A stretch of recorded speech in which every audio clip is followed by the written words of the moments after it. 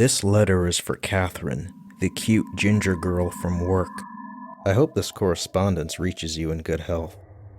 I'm sure you've been wondering why I did what I did, and I know there's no way for me to properly convey my sorrow for the hurt and immense pain that I've caused you these past few months. But I wanted to write this letter in hopes that you may one day understand what drove me to my actions.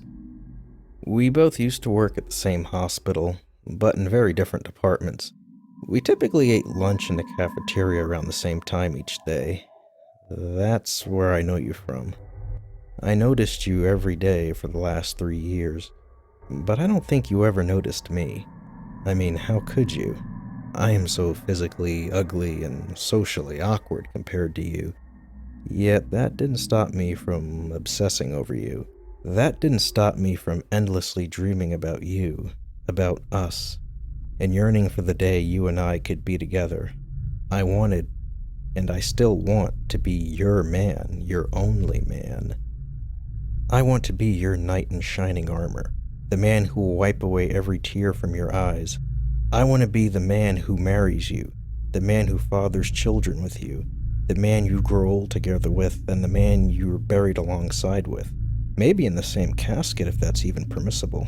Come to think, how romantic would that be, to decay together in each other's arms? Not even death could do us part then. You are so very beautiful. Your short, curly red hair, freckles, and pretty blue eyes are absolutely rapturous.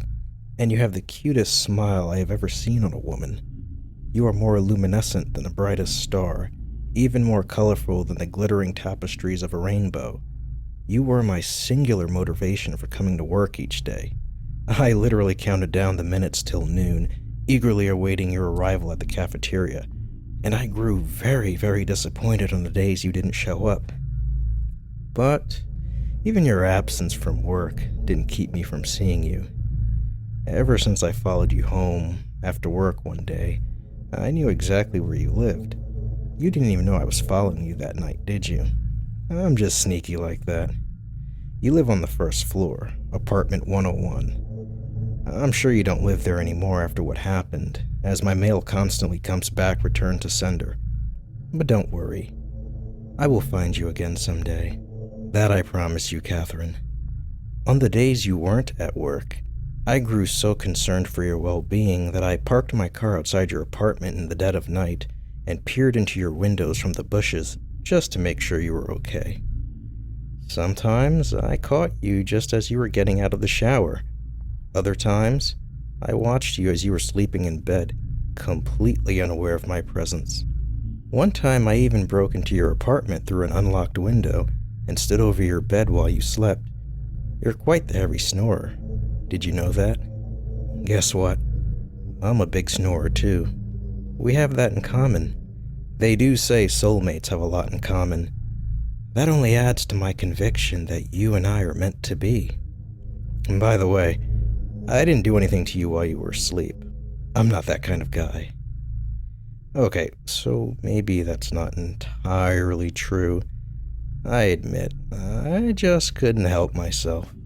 As you laid there in bed, so helpless and so pretty, I just couldn't help but steal a brief kiss from your sweet cherry lips.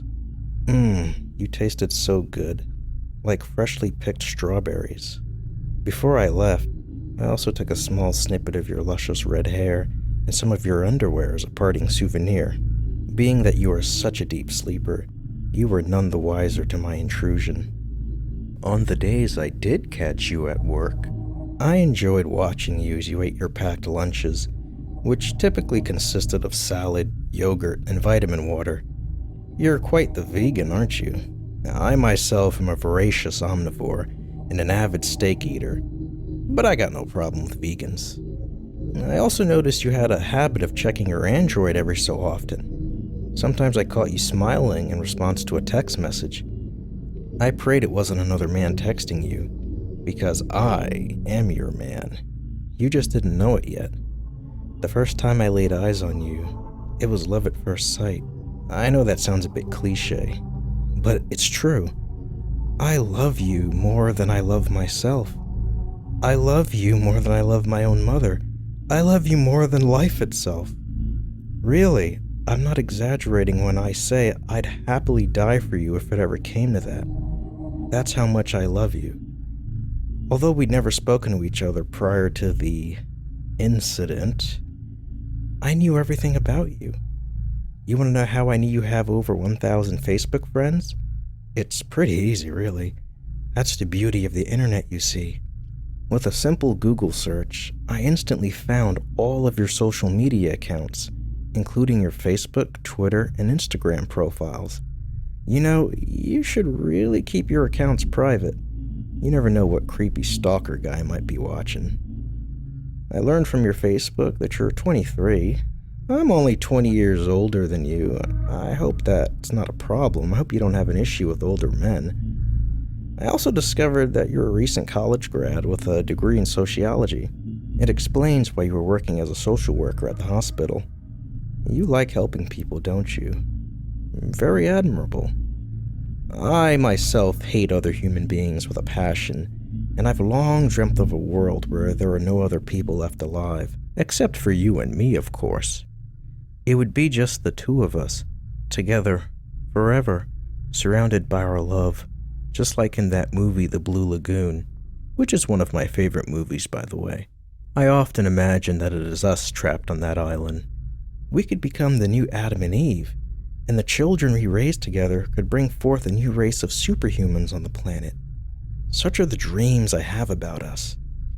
But anyway, back to reality. I also greatly admired the fact that you're a dog lover and that you owned a 4-year-old rescue chihuahua named Chico. Haha, Chico. Such a cute name. I'm really sorry for what I did to him.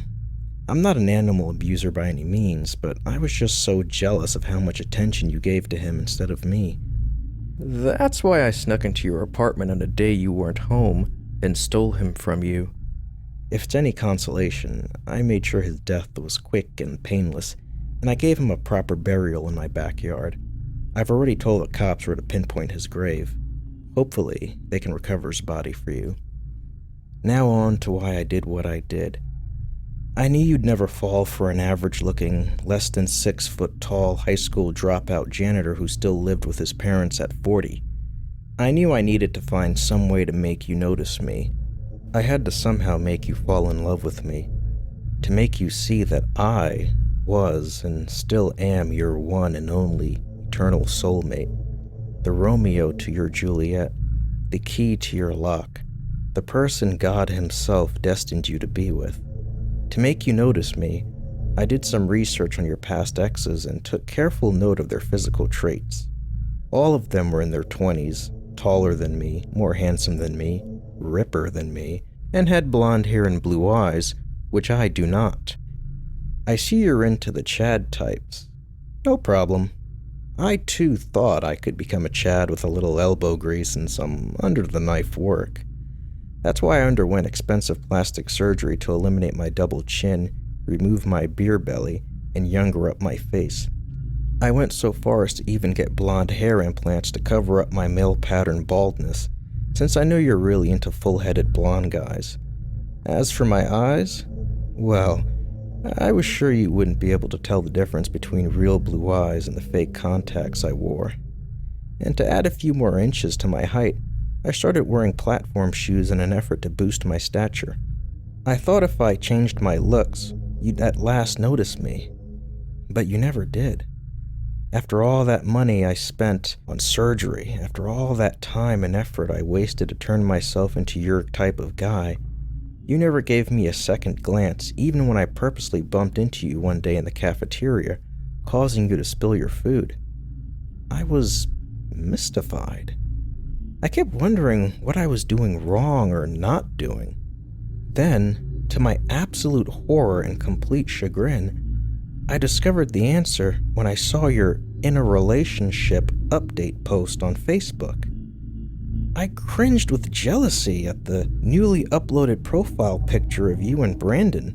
When I saw him write a comment about how much he loved you, something snapped inside me. I just lost it. That's the best way to explain it. I just couldn't stand the thought of you being with another man.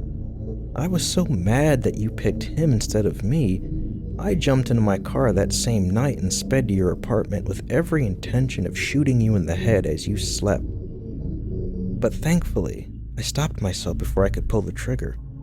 I love you so much I couldn't abide by the thought of seeing you dead. Love, Catherine. My undying love for you is what saved your life that day. Brandon, on the other hand, he had to go. There was only room for one man in your life, and if I couldn't have you, no one else could either. That's why I did what I did to him, Catherine. That's why I killed him. I promise you, it was quick. He didn't even know what hit him, literally.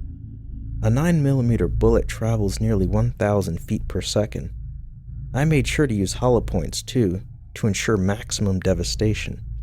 He died instantly on the floor of his apartment from a gunshot wound to the heart, having opened his door to me in the mistaken belief that I was delivering pizza.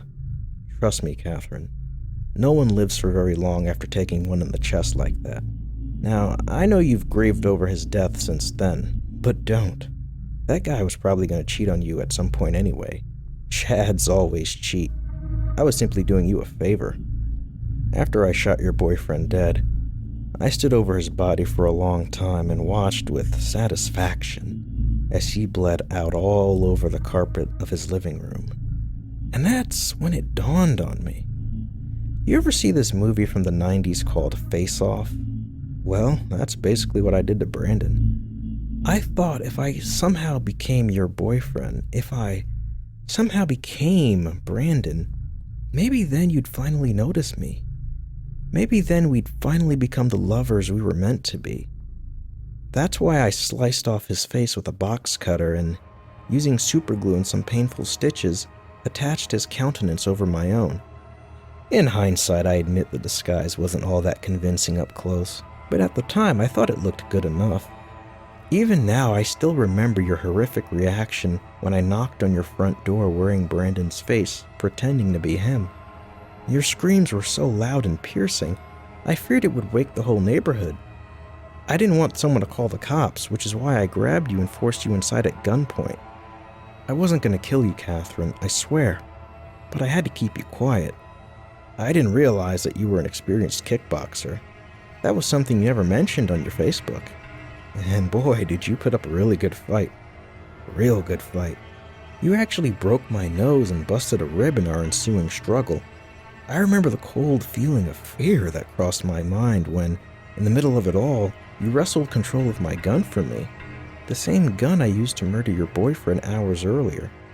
To this day, I still don't know why the gunshot wound you imparted to me didn't kill me. But I'm ever convinced the reason I survived is because fate still wants us to be together. Now, I know you're still upset at me for what I did to your boyfriend. But as they say, time eventually heals all wounds. I hope you can learn to forgive me. If it's any consolation, I have already forgiven you for shooting me. I still love you, Catherine. I need you to know that. I will forever love you. And nothing, not you shooting me, not even my life in prison sentence without parole, nothing is going to ever change that. I earnestly hope you will feel the same about me one day and come visit me in prison from time to time. Until I see you again, Catherine, love always. Sincerely, your longtime secret admirer from work.